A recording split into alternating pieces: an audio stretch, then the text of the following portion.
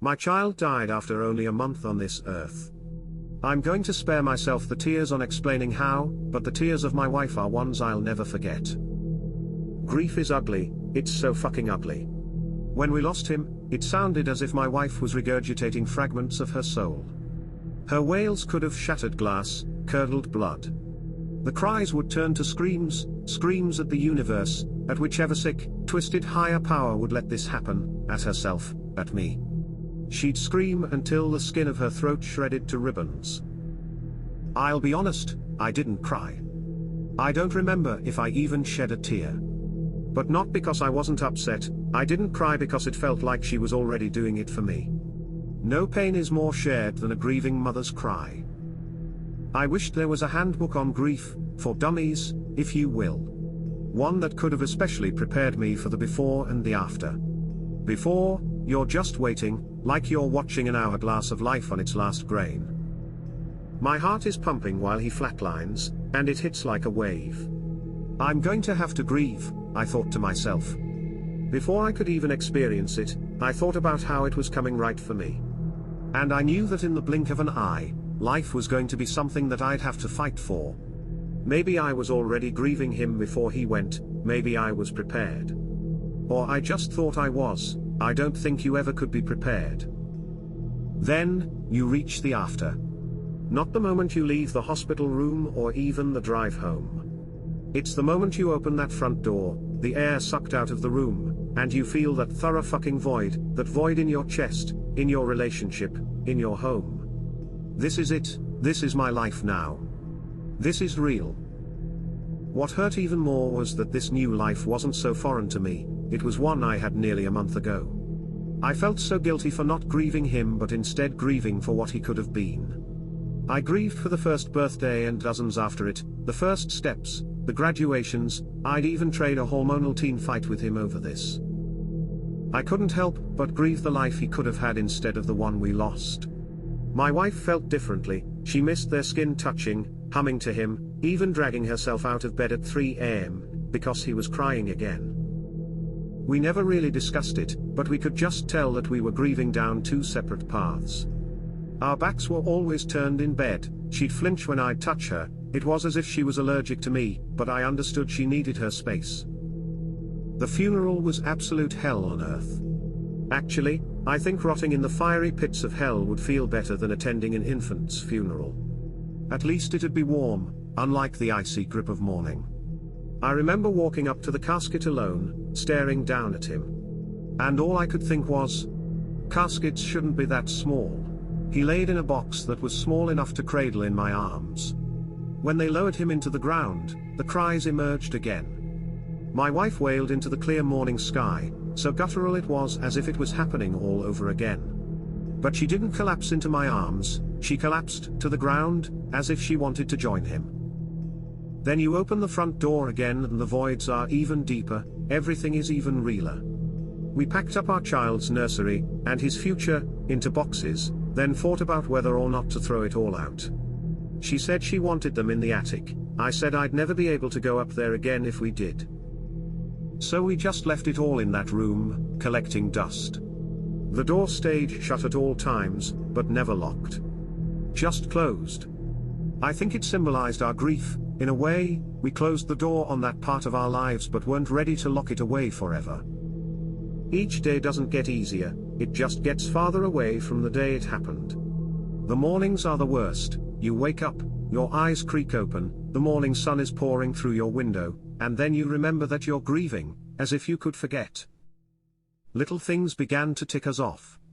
One of us would forget to do the dishes and it'd end up with someone sleeping on the couch or taking a long, midnight drive. We tried couples therapy but we needed so much more therapy than that. It wasn't even about us, it was about him. The wedge was him. I was at my wit's end with how to deal with this, but it appeared that my wife was one step ahead of me when I heard a soft humming from our bedroom after I came home from work. My brows furrowed as I made my way upstairs. The last time I heard her hum this tune was at the hospital, right before the heart rate monitor hummed back.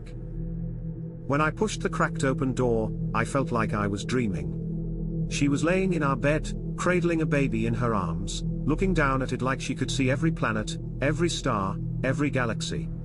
I remember pinching my thigh as I stared at her, the slight pain stinging. She was so engrossed by it, I could have stood there till the end of time and she wouldn't have noticed. Honey. She finally looked up. Oh, hi. She stretched a smile that had become so foreign. Ah, what? What are you holding? Oh, this. It's a reborn doll. I raised a brow at her. They're realistic dolls for mothers too. To help me cope. She nodded rapidly, her smile weakening. It was as if I had disrupted the fantasy just by asking. Oh. I couldn't help but stare at it, and stare at her because of the way she'd stare at it, as if she was holding her own flesh and blood and not plastic. Has it helped? I've only had it for a few hours now, but it's comforting. It rubbed me the wrong way at first, but if nothing else was working, I was glad if this would. Do you wanna hold him? Suddenly, I felt myself at a crossroads. I didn't know if I could hold a doll and give her the reaction she wanted. I can't look at it like it's my son. But I knew that this wasn't just about me, so I hesitantly walked over and stretched my arms out. A slight chill ran down my spine as its cold skin was placed onto my palms. I pulled it close and cradled it, staring down at it. And suddenly, I crumbled into tears. It felt too fucking real. I dropped to my knees as it laid in my shaking arms, my scrunched face already wet. I knew it wasn't actually my son, but I realized how much I missed this, not just the moments we lost. My wife patiently waited as I wailed with my head hung. I let out cries I never knew I could, my voice cracking with each ugly sob. After that day, I noticed things getting better. It didn't fill the voids, but something else stood inside of them for a while, just to keep them dormant. Whenever she had one of those days where standing on her own 2 feet didn't feel worth it, she'd hold it, hum to it, sometimes she'd pretend to breastfeed it. I will admit it still creeped me out to some extent. It was comforting in a way, but I knew it wasn't him. And I think this is when the wedge grew deeper. One day I came home, and as I walked upstairs, my entire body locked as I saw light leaking out of a door. That door. I knew it was unlocked, but I never expected either of us to ever open it, at least not so soon. I swallowed roughly as I approached it. Slowly opening the door revealed empty boxes and a full nursery. She had set up everything again. I observed the room as I stepped in, a feeling of concern weighing on me. Then, I noticed something in the crib. I wrapped my fingers around the railing and leaned in, my brows furrowing as I saw the doll laying. I didn't hear you come in. My body jolted as I whipped around. Jesus. Sorry, you. What is this? What is this? Our nursery. Well, yeah? But why is everything unboxed? Our baby needs a nursery. We stared at each other with accusations of insanity. I've researched these dolls, and I understand how this helps you. I'll admit, it's helped me a bit too. But this? You know this isn't our what? Suddenly I was tongue-tied. I'm just concerned. I unpacked all of this myself. I'll put it all back when I want to. Okay. She said slowly and sternly, daggers shooting from her eyes. I could feel a million words crawling up my throat, but the only thing that came out was, okay. I think I need some alone time with him. I nodded, looking away as I slipped past her. I was trying to be patient with her, I really was. But I just couldn't meet her at the lengths she was going. Pretending this is our kid may help her, but it only made me feel worse. That night, not a word was exchanged under those sheets. I was turned towards the window, and she was turned towards the baby monitor that she put new batteries in. After making faces out of the moon, I eventually fell asleep. Suddenly, in the middle of the night, I felt myself drift away from my dream and wake up. My eyes slowly creaked open, the dim moonlight coming through the window. The room was silent, except for the cries that came through the baby monitor. I sat up and rubbed my eyes, staring at the monitor as staticky cries emitted from the speaker. Liv. Wake up. I shook my wife till she groaned out of her slumber. She lifted her sleeping mask and looked at the monitor. My eyes darted towards her, then back at the monitor. She sighed, tossed her mask onto the dresser and stood up. I'll handle him, get some sleep. I stared at her wide-eyed, my throat knotted, as she tiredly walked out of the room. As she stepped into the nursery, I began to hear her over the speaker. Shh, shh. It's okay. I blinked like a deer in headlights as I listened to her hum, the crying slowing to a stop.